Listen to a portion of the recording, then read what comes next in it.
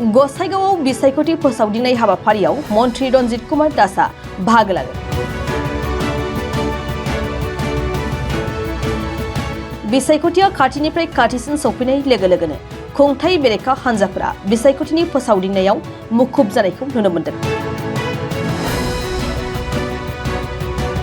बेबायदिनो दिनै गसाइगाव एनडिएनि बिजाथि जयन्त बसुमतारीनि जानानै फोसावदिंनाय हाबाफारियाव बाहागो लायो जगायथाय बिफाननि मन्त्रि रन्जित कुमार दासआ।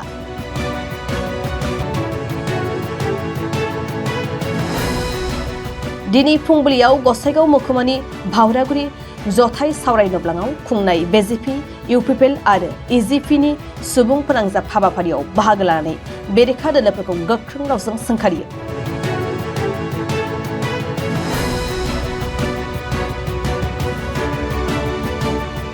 बे हाबाफारियाव मावफुं सोद्रोमा उकिल मोसाहारि, गौतम दास, क'क्राझार जिल्ला बिजेपिनि आफादगिरि कबिता बसुमतारी मोनहा बाहागो लायो।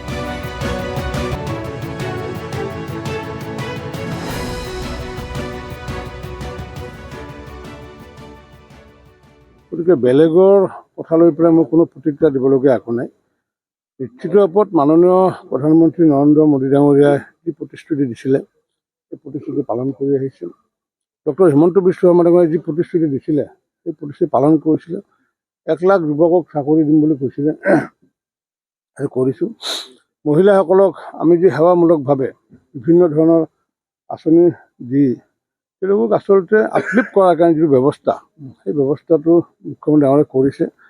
গতিকে আমাৰ যিটো প্ৰতিশ্ৰুতিৰ লগতে মানুহৰ হৃদয়ত ভাৰতীয় জনতা পাৰ্টি বা মিত্ৰজোঁট আছে। গতিকে এইবোৰ এতিয়া অন্য বিৰোধী দলে বহু কথা কয়।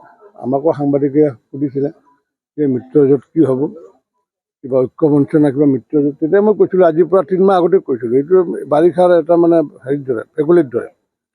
বাৰিষা আহিলে আহে, বাৰিষা নোহোৱা হ'লে এই ভেকুলীটো নোহোৱা হয়। আৰু সেইটোৱে হ'ল আজি আল্টিমেটলি। আজিতো ঐক্যমঞ্চ বুলি একোৱেই নাই এতিয়া। গতিকে এইবিলাকৰ কথা লৈ পেলাই আমিও সময় নষ্ট কৰি লাভ নাই আৰু আপোনালোকেও সময় নষ্ট কৰি লাভ নাই। কিন্তু ভূপেন বৰাই কৈ আছে তেওঁ মুখ্যমন্ত্ৰী হোৱাৰ সপোন দেখিছে, তাৰ সপোনটো কিমান বাস্তৱসন্মত আপুনি কি ক'ব? এতিয়া আমি ৰাইজৰ হৃদয়ত আছোঁ আৰু তেওঁলোকেতো পদোন্নতি নাই। গতিকে তেওঁলোকে যদি মুখ্যমন্ত্ৰী হ'ম বুলি ভাবে, অসমৰ নৰপীৰ যিসকল নাৰায়ণ আছে, জনাৰ্দন আছে, সেইসকলৰ পৰা বহু আঁতৰত আছে কংগ্ৰেছ। মইতো ভাবোঁ যে ভাৰতীয় জনতা পাৰ্টীৰ যি ব্যৱস্থাত কাম কৰি আহিছে বা আমাৰ যিটো ছিষ্টেম, যে ৰাইজৰ আমি পূৰ্বতে কৈছিলোঁ, আজিও কৈছোঁ যে আমি কোনো শাসনৰ কাৰণে ক্ষমতাত নাহোঁ, আমি আহোঁ সেৱাৰ কাৰণে ক্ষমতাত। আৰু ভাৰতীয় জনতা পাৰ্টীৰে যিটো সেৱাৰ কাৰণে ক্ষমতা আৰু কংগ্ৰেছ যে আহে মানে শাসনৰ কাৰণে ক্ষমতা। যেতিয়ালৈ ভাৰতীয় জনতা পাৰ্টীৰ এই মূল মন্ত্ৰ থাকিব যে সেৱাৰ বাবে ক্ষমতা, তেতিয়ালৈ ভাৰতীয় জনতা পাৰ্টী 5 বছৰ, 10, 20, 100, 200 বুলি কথা নাই। যেতিয়ালৈ এই মন্ত্ৰটো থাকিব বিজেপিৰ প্ৰতিগৰাকী কাৰ্যকৰ্তাৰ হৃদয়ত যে সেৱাৰ বাবেহে আমি শাসন, তেতিয়া অনাদি অনন্ত কাললৈ ভাৰতীয় জনতা পাৰ্টীৰ চৰকাৰ চলি থাকিব। এই 5 বছৰ, 20 বছৰ নহয়, অনাদি অনন্ত কাললৈ যেতিয়ালৈ এই মন্ত্ৰ থাকিব যে সেৱাৰ বাবেহে শাসন, সেৱাৰ বাবেহে ক্ষমতা। কংগ্ৰেছৰ আজি অৱস্থাটো কি হ'ল? কংগ্ৰেছৰ হৈছে কি, তেওঁলোকে শাসনৰ বাবে ক্ষমতা। আমাৰ কথাটো উল্টা। আৰু এই ব্যৱস্থা থাকি যদি যায়, মই নাজানো আমাৰ কাৰ্যকৰ্তাবিলাকে কিমান দূৰ ধৰি ৰাখিব পাৰিব, কাৰণ সেইটো কাৰ্যকৰ্তাই বুজি পাব। কিন্তু যেতিয়ালৈ এই মন্ত্ৰত থাকিব যে আমি ক্ষমতাত আহিছোঁ সেৱাৰ বাবে, জনকল্যাণৰ সেৱাৰ বাবে, অনাদি অনন্তকাল ভাৰতীয় জনতা পাৰ্টীৰ শাসন থাকিব। মূল্যবৃদ্ধিটো হৈ আছে, নিৰ্বাচন বুলি নহয়, এইটো পূৰ্বৰ পৰা হৈ আছে। কেতিয়াবা কমে, যেতিয়া কমে তেতিয়া আকৌ এইবিলাক মানুহে গম নাপায়, যেতিয়া বাঢ়ে তেতিয়া সেইটো কথাটো আহে।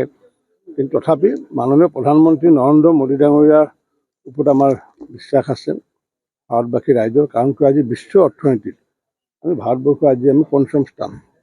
আমি 3 বছৰ পিছত বিশ্ব অৰ্থনীতিত আমি 3য় স্থানত আহিম। আৰু 2045 চনত বিশ্ব অৰ্থনীতিত ছুপাৰ পাৱাৰ হ'ব ইণ্ডিয়া। গতিকে সেই ছুপাৰ পাৱাৰলৈ আমি প্ৰতিগৰাকী ভাৰতীয় সবকা সাথ, সবকা বিকাশ, সবকা বিশ্বাস, সবকা প্ৰয়াস এই মানে মাৰ্গদৰ্শনেৰে আমি কাম কৰিব লাগিব। তেতিয়াহে আমি 1 নম্বৰ পজিশ্যন যাব পাৰিম আৰু মই ভাবোঁ যাব পাৰিম।